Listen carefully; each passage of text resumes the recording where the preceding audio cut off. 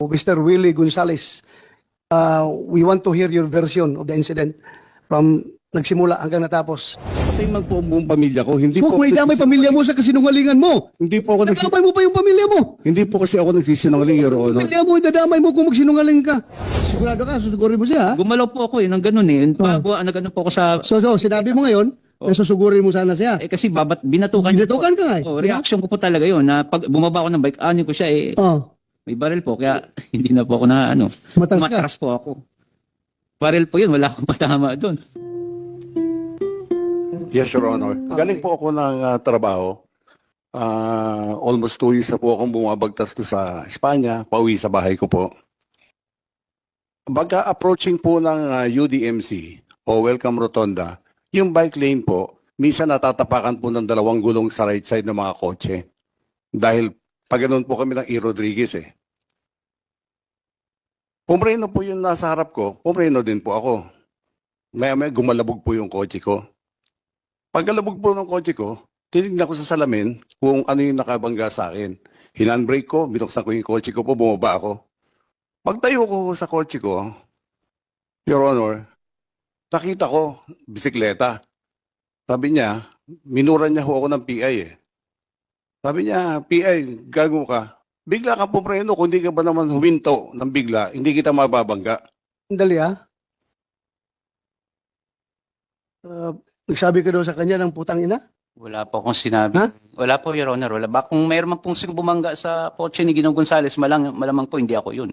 Kasi nasa right side po ako ng bike lane. Right side ka. Opo. So, hindi mo siya nabangga sa likuran, sa gilid ka. Hindi po. So, anong nakita mo? Yeah, continue. Tapos po, sabi ko sa kanya, binalik ko po lang yung GAGO na mura niya. Ito, Mr. Gonzales, ha? Opo. I want to inform you that pag nagsinungaling ka dito, Ay, hindi sa po. hearing na ito, you Opo. can be cited in contempt at pwede kita ipakulong sa baba. Opo. Ha? So, magsabi ka lang totoo, ha? Naintindihan ko po yun, Your Honor. Sabi ka lang totoo, huwag kang mag-imbento ng istorya dito dahil kung ikaw dismiss na pulis, ako retirado akong pulis, hindi tayo pwede magbubulahan dito, ha? Yes, Your Honor. Hindi po Tayo, ako, hindi po, yung yung totoo lang po, yung totoo yung totoo lang po sinasabi ko. Kung ano po yung interview sa akin ni Katonying, yun din po ang sasabihin ko sa inyo. Sige, continue. Yung po, ang nagpainit ng ulo ko, dahil nung pagbalik ko sa kanya nung mura, habang nakatayo ako, ang ginawa niya ho, sinuntok niya po yung bubong ng kotse ko, na nakagwantes po siya ng pang-motorsiklo, yung may mga knuckles po, yung plastic. UP naman po, kitang-kita naman po ng mga investigador eh. Sabi niya sa akin, Investigador. Sino investigador dyan nakakita ng UP na sinuntok ng kuhan? Nakita mo?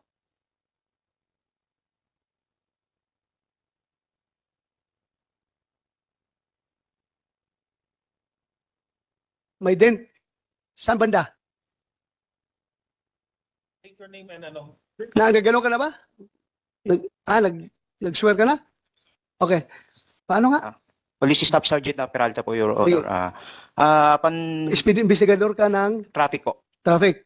Pan inspection po nung sasakyan, meron po siya sa bandang roof po nung left side. Saan? Left side po. Left side. Ng roof po. Ng Roof. Sa bandang bubong. Left side ng roof. Opo. Anong dent doon? Nakita mo? May medyo gas-gas po, Your Honor. Gas-gas. Picture po ako. May picture ka. Apo. Yung ba tinapik mo? Yung bubong ng kotse? Hindi po, gilid lang ng kotse po yun. Gilid ng Nasa kotse right ang side sinabi po mo? ako ng bike lane eh. Nasa kanan po kasi yung bike lane eh. Ito ha, Willie Gonzales at saka Alan Banjula. As far as both of you are concerned, wala na tayong problema. Kasi nagkarigluhan kayo ha? yes, Your Honor. Nagkarigluhan kayo. Yes, Your Honor. Pero my God, please, huwag niyo gawing tanga itong committee na ito na magsisinungaling kayo dito. Yes, sir. Otherwise, may consequence yung pagsisinungaling ninyo ha. Ayaw kong magsinungaling kayo. Opo, Your Honor. Please, ayaw ko mag-contempt ng isang, how old are you? 63, magsi-64 po, Your Honor. 60? 63 po, Your Honor. 63. Matanda ka lang sa akin ng 2 years eh. Ako 61 ako eh. Oh, so, ayaw ko mag-contempt ng Ang sinasabi ko lang, taong na may sakit. ang sinasabi, According to you, may sakit ka ha. opo. Ang Kaya sinasabi, huwag ka magsinungaling, please. hindi po ako nagsisinungaling po. Sige. Ang sinasabi ko lang po, Your Honor, yung tunay po na pangyayari. Kasi biktima rin ako rito eh. Nawalan ako ng trabaho, na ano ko sa social media, mga anak ko, pamilya ko. Naku, hindi naman ho sinuntok yung kotse ko. Siguro yung bangga lang ko sa bumper ko, pagpapasensyahan ko na eh. So, you confirm na merong Nung in-inspect ko po, Your Honor, may nakita lang po akong parang nakita ka? meron po. Then, Hindi mo tinanong yung biker na ikaw bang gumano nito? tinanong ko po, Your Honor, ang inamin niya lang po, may parang tinapik siya. May tinapik siya. Apo. Hindi mo tinanong kung saan siya nagtapik. Investigador ka eh. Ano? Tinanong ko po, Your Honor. So, saan daw siya nagtapik? Doon naman daw po sa may bandang sa side po ng bike lane. Sa side ng bike. Eh bakit mo you took hook, line and sinker yung sinabi niya na sa bubong yung nanggasgas? Anong investigador ka eh? O kung inayos mo yung trabaho mo, dapat pagdating dito sa investigasyon na ito, sikat ka na investigador dahil ginawa mo lahat. Pero ngayon, magdududa tao sa iyo na baka may pinapaboran itong investigador na ito. Dahil hindi tinanong talaga kung nasaan ang kinalabog niya. But anyway, sige. Continue, Willie. Continue. Pagkatapos po noon, dinerte finger po niya ako, humabol ka kung kaya mo. Sumakay po ako sa kotse ko, kagad hinabol ko po siya. Upon reaching Welcome Rotonda, in the middle of the street po, going E-Road and going QA, may kotse po tumabi sa akin. Be sure ha, kung mayroong somebody independent from among you two can provide corroborating statement na mag-corroborate kay Alan Banjula, then you are liable to be cited for contempt, ha? Apo, yes, Your Honor. I You're understand, lying, ha? I understand, Your Honor. Kaya nga, inibitahan naman dito yung vlogger. Andiyan ba yung vlogger? Vlogger. Kasi apparently, yung vlogger na yun ang nakakuha sa totoong pangyayari, kaya kayo sinusundan yung vlogger. Kung merong independent mong magkapagsabi, mag-corroborate sa kanya, then alam mo na. Mr. Chair? Your Honor. Yes. Sir, sorry for interrupting. Pero ang sabi kasi ni Mr. Gonzales, naka-gloves si Mr. Banjola na pang-motor na may knuckles. Tama po yun? Yes, Your Honor. Kasi meron ho kaming picture na nakuha. Paki-flash na lang po. Pwede paki-flash yung picture para lang yung image. Yan po, parang close-up image. Parang wala naman siya. May suot ba kayong guantes nun, Mr. Banjola? Naka-guantes ka nun? Naka-gloves ka? Wala pa akong gloves sa... Ayan, Your tama Honor. ba ito? Ito bang Opo, nakikita mo? Wala pa akong gloves kasi nga nasira po yung gloves ko. Oo nga po, itong nasa litrato ngayon, Opo. yan yung incident. Opo. Wala ka talagang gloves. Wala pa akong gloves. Ayun po, yun lang, Mr. Chair. Kasi yun po sinabi ni Mr. Gonzales, may glove siya na may knuckle. Mr. Gonzales, Yes, Your Honor. this picture won't lie. Wala siyang suot na gloves. Ngayon, ikaw pa gumagawa ng istorya, na suot-suot niya glove na Opo. may hard knuckles. O, tingnan mo, nakita mo. Tingnan mo. Ang makakakita po niyan mismo, yung kanan po niyang kamay, nakagwantes po na makikita naman po ng mga pulis eh. Yung kanang kamay, yun ang kanang kamay niya. Wala ring gloves. Bare hands. Tinatanggal niya po nung nung dumating na po yung mobile. Kaya sabi ko nga, Ano nga tinatanggal? Wala pang mobile yan, nagtututok. Akma ka pang bubunot eh. hindi, ang maganda pong kuha dyan, Your Honor, yung itinabi ko na, Please, silence mo na, silence ha. Huwag kayong maingay. Your Honor, nung itinabi na po namin yung bisikleta, yung mga pulis po dumating, makakapagpatunay na talaga pong totoo po sinasabi ko po, hindi po ako nagsisinungaling. Kaya nga, totoo siya sabi mo, pero totoo rin itong picture na ito, na nagsasabi na wala siyang gloves. Alam mo, Mr. Gonzales, kahit anong sabihin mo, ang tao na nanonood, sabihin nila na, dati kang pulis. Kagaya naman kung palagi nalang sabi ng mga pulis sinungaling. Pulis ka, di ba? Pulis ako. Hindi po ako. Ayaw natin masira yung organisasyon natin at pag i-accuse tayo na sinungaling. Hindi po ako nagsisinungaling, Your Oo. Honor. Kitang, Paano nga yan? How can you yung kaya ko nga ho i-describe po yung yung guantes niya. sige, describe mo. Kulay itim po tapos meron po na bilog-bilog dito na plastic po, hard plastic. Yung kanan pong kamay niya. Kaya nga, wala mang yung kanang kamay mo lang daw, may suot na gloves na may hard plastic. Yung mga biker po, Your Honor, hindi nagsusuot ng gloves na hindi pantay yung dalawa po. Mr. Chair, meron din akong Yes, picture ng that's it. right hand niya. Wala talagang gloves eh. Ito, papaplas ko namin dyan. Wala talaga siyang suot na guantes. Nandito na sa cellphone ngayon. Your Honor, Dali lang, Mr. Gonzales, sandali lang. sige po. Very clear dito. Wala siyang hawak, wala siyang gloves talaga. Your At Honor, saka ako ha, biker din ako. opo. Pag magsuot ka ng gloves na gano'n na may hard knuckles, tapos siklista ka, para kang gago. Oh, gago ka. Gago. Magbisiklita ka tapos hard knuckles na hindi mo man kailangan yan sa bisiklita. Pang motor yan. Your Honor, hindi po ako nagsisinungaling. May mga nakakita naman ng mga tao doon na baka ho nung bago ko siya abutan ay tinanggal niya na po dahil UP po talaga yung kotse ko po. Hindi po UP yun, ng bare hands lang po, Your Honor. Pero kung ako pasuntukin mo sa kotse mo, Ay malakas. mas malaking UP yung kahit na bare hands ko lang. Gaganoon ko Yes yung po, kotse mo. naintindihan ko po, Your Honor. Pero Sana, huwag tayong manufacture ng istorya dito, Mr. Gonzales, ha? Kasi hindi po ako nagmamanufacture. regardless kung nasabi mo niya sa ibang forum na naniniwala sila, not in my committee. You cannot fool this committee, ha? Yes, Your Honor. Very clear yung nakikita doon sa picture na wala siyang gloves. Yun nga ho ang problema ko. At the time of the incident po, magkaharap po kami. Nung sinuntok po niya, harap po ako. Malapit po ako sa kanya sa distansya niya. Kaya kitang-kita ko po, nakagloves po siya. Mamatay man po ang buong pamilya ko. Hindi So, po, may damay pamilya mo sa kasinungalingan mo. hindi po ako Nadamay mo pa yung pamilya mo. hindi po kasi ako nagsisinungaling, Your Honor. Pamilya mo, idadamay mo kung magsinungaling ka. Oh, yan oh. Tingnan mo yung picture na yan oh. Oh, walang gloves yung right hand niya. Sa incident na po yan, Your Honor. Second incident, Your O Honor. ibig mong sabihin, from yung pagtapik niya ng kotse niya, tinapon niya yung gloves niya, tapos tuloy-tuloy siya magbike. Ang mahal ng gloves na yun ha, yung may nakil, itatapon niya. Hindi ko po alam kung nilagay niya po sa belt bag niya o saan po. Pero basta ako po nagsasabi po ako ng totoo sa inyo, Your Honor. Mataas po respeto ko po sa inyo. Yes. Wala na tayo dyan sa respeto. Ako rin nagrespeto rin ko sa iyo. Kapwa tao kita. Nagrespeto ako sa aking kapwa. Pero kung halata naman masyado na nagsisinungaling ka dito, I cannot out of respect to this committee, hindi ko rin tatanggapin yung sinasabi mo. Hindi rin ako maniniwala talaga. Sige lang, continue. Anyway, after that, please. Tapos po, sumakay po ako sa kotse ko, hinabol ko po sana siya. Nag-isip po ako, baka madamay pa yung trabaho ko, gulo, bagong opera din ako sa spine, mahina na rin naman ako, inisip ko gulo pa to. May tumabi po sa aking kotse, bukas po kasi yung bintana ako dahil hinahanap ko kung saan siya nagpuntang way, kung E-Road o Quezon Avenue. Sabi nung kotse, yung sumuntok sa kotse mo, dumiretso ng QA. So, diniretso ko po ng QA. Kung makikita niyo po yung CCTV ng barangay po, yung kinuha namin ng mga pulis, at kasama po si Mr. Banjola, kung makikita niyo po, hindi po cut na style ng pulis po yung ginagawa ko. Dahan-dahan po akong kumakanan, pinapatabi ko po siya. Dahil binangga at sinuntok niya po yung kotse ko eh. Hindi po yung abrupt po yung cut ko, hindi po ganon. Yung style natin nung araw sa mobile, hindi po ganon. Tapos pumunta po siya sa kaliwa ko. Kaya kung makikita niyo po sa CCTV, ang pagkabi ko ng kaliwa, dahan-dahan pa rin po. Which is, sa tingin ko, intention niyang ginanon ho yung bisikleta kasi ang haba ko nung ano ko, nung tama ko, mula tail light dulo hanggang doon po sa may, sa may side mirror po. Sige, pause ka muna.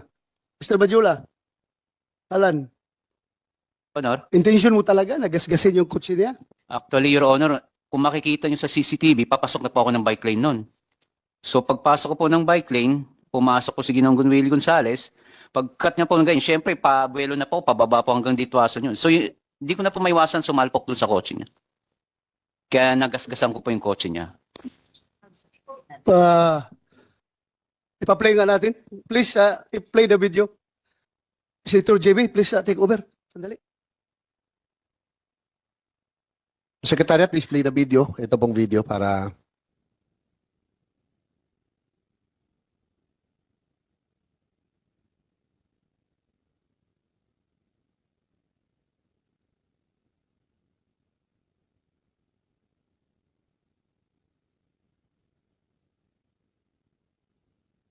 Ako ha, nakikita. Pwede mang, Mr. Banjula, Yes po. para bang pwede mang umiwas? Bakit parang maluwag sa kaliwa eh? Yan mga, i-play mo nga uli. I-play mo uli. Sige nga. Paki-play.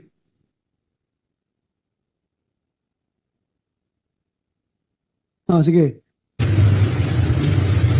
Sabay pa kami dyan.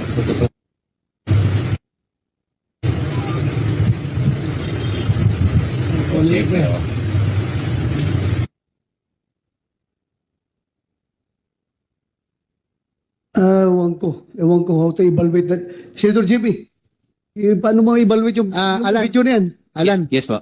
kasi tayo minsan nangyayari yan. No? Opo, opo. Alam mo, nagbabike ako, minsan may nakaharang, may nagbababa. Opo. No? Minsan pwede natin iwasan pero inaano ni Senator Bato, maluwag yung right lane, bakit sa kaliwa ka napunta? Parang yun yung tinatanong niya. Paano ka napunta? Papasok na po ako ng bike lane yan, Your Honor. Kaso lang, bigla siyang pumasok doon, so nakabig ko pa kaliwa po. Talagang hinahabol ka na nito ng panahon. Ito na yung second incident. Opo. Kinat ka niya. Opo. Yan. So, Kaya ka napunta sa kaliwa. malapit na po yung kaya hindi na ako makapagpreno talaga eh. Kaya Ah, na sa kotse niya. Kaya hindi ka na makapunta sa bike lane dahil Nandun na nandun na siya. Opo. Hindi kasi yung pag ano ni Senator Bato, medyo maluwag dito Yun ang tinatanong Eh, namin, hindi pa bakit napakaliwa ka? Hindi pa ako pwede pumunta ng gitna ng kaliwa, Your Honor, kasi pag ako nabangga dyan, wala akong kalaban-laban po. Ako pang masisisi dyan, sigurado po ako din. At saka parang ito na yung second incident na talagang hinabol ka na ba niya? Ito na ba yung hinabol ka na? Opo, yun na po. Pangalawa na? Saka may papaano po yung sasakyan palabas ng Kitanlad po eh. Yung pong high ace. Parang may nakita kong high ace. Ayun. Ayan po. Okay. So, yan naman po usually ginagawa natin mga siklista. Pag mayroon pong iiwas po tayo konti. Iwas na lang. Di ba? Kasi kanto po yan eh. Anong part ng bisikleta nakatama sa kotse niya? Manubila? Yung handlebar ko po. Handlebar? Opo. Kasi naisandal ko po doon sa kotse niya eh. Kung di po ako nasandal sa kotse niya, talsik po ako, malamang masasagasaan po ako ng sunod na sasakyan sa left side po. So parang ang nangyayari po, sumandal po ako doon para lang hindi po ako tumalsik. Okay. Kaya hindi Mr. po ako kinontra. Gonzales, please continue. Yes, Your Honor. Sige. Tapos po, nung may tumabi po sa akin kotse, sabi niya, kasi nakabukas po yung bintana ko Nagbaba siya ng bintana, sabi niya, yung sumuntok sa kotse mo, nasa QA, wala dyan sa E-Road. So nag-turn po ako na papuntang Quezon Avenue. Habang bumabagtas po kami, nakita ko po siya palinga-linga. So ginawa ko po, kung makikita niyo po sa CCTV ng barangay, kinakabig ko po yung kotse ko, unti-unti pa kanan. Sinisigawan ko siya na itabi mo. Bilangga mo ko, sinuntok mo yung kotse ko, itabi mo, mag-usap tayo. Ayaw ho niyang tumabi. So ang ginawa ho niya, pumunta ho sa left side ko, labas po nung bike lane. Kaya kung makikita niyo po, labas na po ng bike lane, yan po, yung pagpasok ko po sa bike lane na yan, dahil nga ho pinapatabi ko siya. Yung paglabas ko naman po dyan sa bike lane na yan, dahil kumaliwa nga po siya, pumunta siya sa left side. Na ayaw naman ho talaga niyan tumabi. Ang sa akin po, bilang dati pong otoridad, gusto ko lang kong implement yung natin, yung citizen's arrest. Dahil sinuntok po yung kotse ko at minura ko sa harapan ko po So, gusto ko pong implement lang yung Rule 113 natin na Section 5, yung citizen's arrest. Dahil wala pong pulis ako makita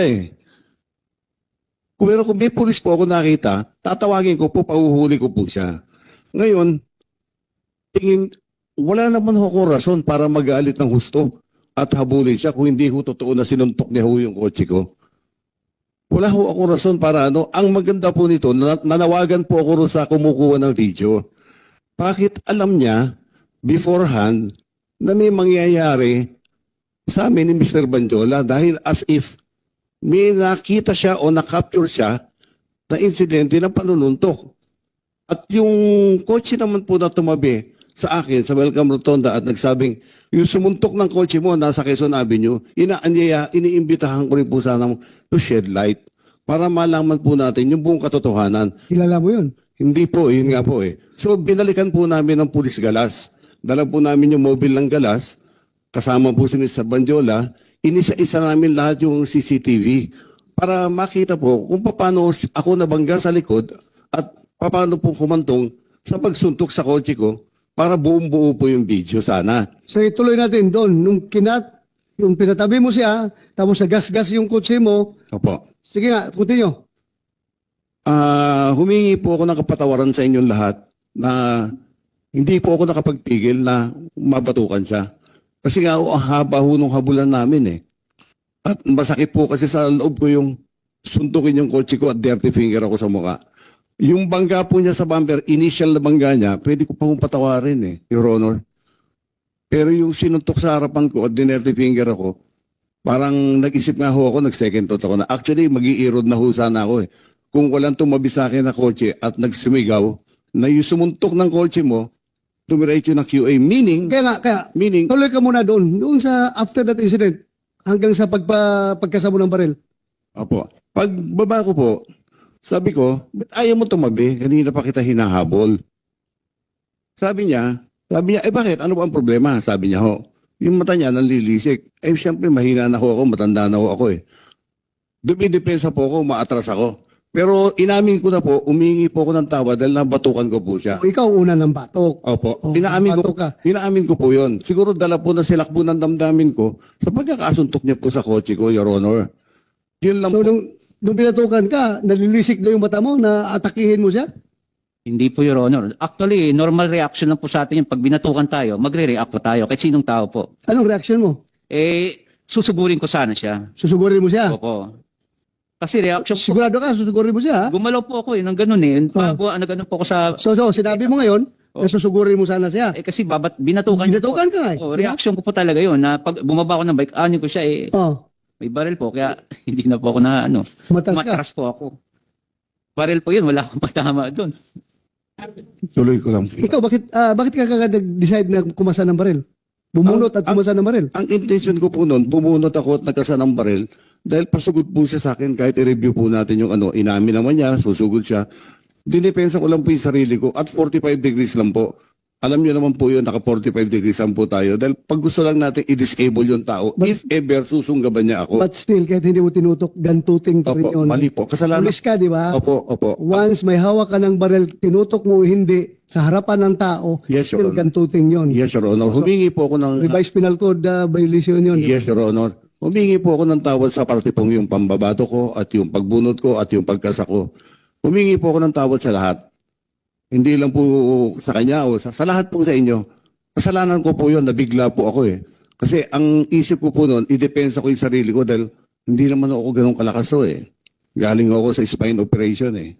So, isip ko, yung inamin naman po niya, susugurin niya ako. So, sa akin po is, yung element na isya kumanman lang siya, wag niya akong masugod. Kasi kung madadakma niya po ako, baka mapatay niya po ako, mahina po ako eh. Bagong opera po ako eh. So, Mr. Willie Banjula, Alan po, Your Honor. Alan, Opo. Willie, taga-media yun, di ba? Media yung Willie Banjula. Alan Banjula, Apa. clear tayo Opo. na susugurin mo siya. Kaya siya nakabunot ng baril at nakapagkasa. Normal reaction ko lang po yun, Your Ano Honor. reaction? Kasi binatukan niya ako eh. Oh, binatukan ka. Opo. Bumaba po ako ng bike. Retaliate. Opo, No, yung Italian. kaso lang po, inano niya ako ng, kasi ba't niya ako binatukan eh? Sabi ko, pwede naman niya ako kausapin ng maayos. So nga, bakit mo siya binatukan? Kasi ayaw niya huminto. Mula Espanya po, ang haba po ng habulan namin. Hindi nakahinto na nga eh. Hindi, Hinto na doon. nung hinahabol ko po siya, Oh. dapat po, kung talagang tinong tao siya, biker, dapat po, kasi marami po akong kaibigan biker, wala akong nakilalang biker. Maski ako po, nagbabike po kami na anak ko dati, nung araw na wala pa ako sakit. Pero hindi ho namin inugali yung mampalo o manuntok ng kotse. Kasi alam namin, masama ho yun, magagalit yung may kotse po. Ang nangyari ho po sa akin, uulitin ko po, yung galit ko nakita niyo po sa CCTV, pambabato, pagbunod ng baril, pagkasa, lahat po yun, iniisip ko yun dahil pasugod po siya sa akin. Aktong susugod po talaga siya sa akin. Siyempre, dala po ng kahinaan ko, may sakit po ako. Ang punto ko lang po doon is, yung takutin siya na huwag sumugod. Huwag niya akong takmain kasi mapapatay niya ako. Pag bumagsak ko kami, hindi na ako makakatayo kasi galing po ako sa operation. So, ganun po yung intention ko lang. Kaya, Yung baril mo ba, kumpleto ng papilis yun? yes, Your Honor, kompleto po. Meron kang PTC-4 Opo, para doon? opo. So what happened after that? TPO, anong ginawa niyo sa baril niya?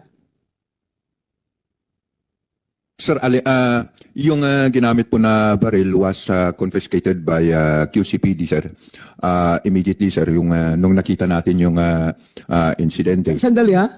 That was confiscated after that incident o matagal na? Kung hindi nag-viral yung video, hindi na confiscate. General Torre, Your Honor, what happened sa baril niya? Sandali, General Torre. sagutin Ang ko lang baril po. mo, o sige. Your Honor, nasa Galas Police Station po kami. Before kami maghiwa-hiwalay, nagka-areglo na kami. Hinanap po ng investigador yung papeles ko, ng baril ko. Nilabas ko po yung PTC, registration, LTOP. Sabi ko, pwede ko rin kunin yung baril ko sa bag ko, ilalabas ko. Okay lang ba? Sige po, tanggalin niyo po ng bala. Tinanggalan ko po ng bala. Binigay ko po sa investigador.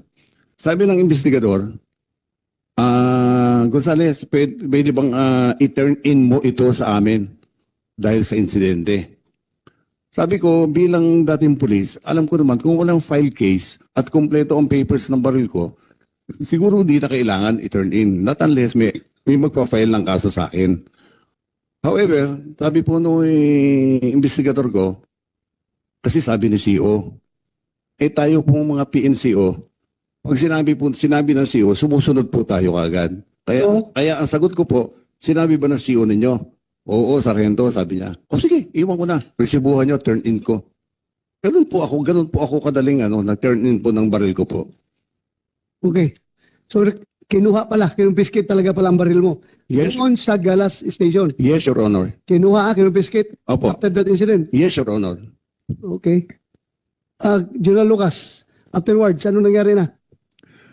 So nung nakita namin yung video na lumabas nung August 27, that was Sunday, I immediately called up General Torre kung na-identify yung bumunod sir ng baril. So immediately thereafter, binigay sa amin ni General Torre yung report. So on that day, nirevoke namin yung LTAP ni Mr. Gonzales, which consists of 4 firearms, 3 caliber 45 and 1 caliber 9mm. Thereafter, nung August 28, kinonfiscate na namin yung 3 baril niya. Yun, Honor. Ilang baril? Sir, 4 po yung nakaregister sa kanya, 3 caliber 45 and 1 9mm. Nasa custody na ninyo ngayon ang mga baril niya. Yes, sir, yung 3 po. Yung isa kasi po, sir, yun nga, sinurrender niya sa Galas. So, pwede pa siyang magkakaroon ng... Nirevoke niyo lahat ng papilis niya. Yes, Your Honor. So, pwede pa yung maibalik sa kanya, hindi na? Sir, it will depend upon the discretion na ng FLRRB, pero kasi yan yung board na nagdi-determine kung pwede pa nating restore o hindi. Pero as the approving authority, hindi na po pwedeng magkaroon ng firearms si Mr. Gonzales.